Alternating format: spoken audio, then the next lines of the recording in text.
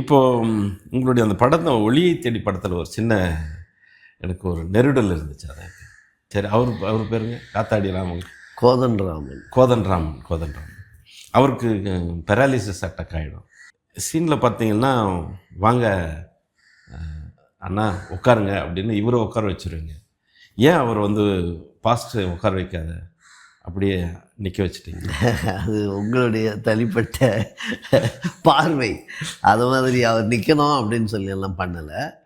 ஃப்ரேமிங்கில் பார்க்கும்போது பேலன்சிங்காக அந்த இடம் மறுபடியும் ஒரு சேரு அது வேண்டாம் இருக்க, பக்கத்துலேயே ஒரு சேர் இருக்கு. அவர் நிற்கிறாருன்றதுனால நான் வேணும்னு நீங்கள் நிற்கதான், நீங்கள் அப்படியே நில்லுங்க உட்காந்துடாதீங்கன்னா நான் சொல்லலை. காட்சி அப்படி அமைப்போ நான் பண்ணல. இப்போ நீங்கள் சொல்லும் போது தான் எனக்கே அது தோணுது வழிய இல்லை. உட்காருதல் என்பது உங்களுக்கு காட்சியாக இருக்கு. ஆனால் அங்கே 2 பேர் உட்காந்துட்டு இருக்கிறாங்க. அதான் இதான் முதல் முறையாக கேட்குற விமர்சனம். இது வரைக்கும் யாரும் அது மாதிரி கேட்கல, நீங்கள் மட்டும் தான் கேட்டிருக்கீங்க. அதனால் அது திட்டமிட்டு அது மாதிரி எல்லாம் இல்லை. அது மாத்திரம் இல்லை, அந்த காட்சி நிற்க வைக்கிற காட்சி மாத்திரம் தான் நான் கடந்து போயிருப்பேன். அதுக்கு அடுத்தது ஒரு சீன், அவர் அந்த பேப்பர் கொடு அப்படின்னு அவர் கேட்பார். அதை அவர்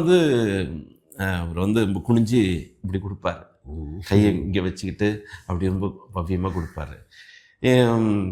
இது மீண்டும் எங்கேயோ ஒரு இடத்துக்கு கொண்டு போகிற மாதிரி கிடையாது.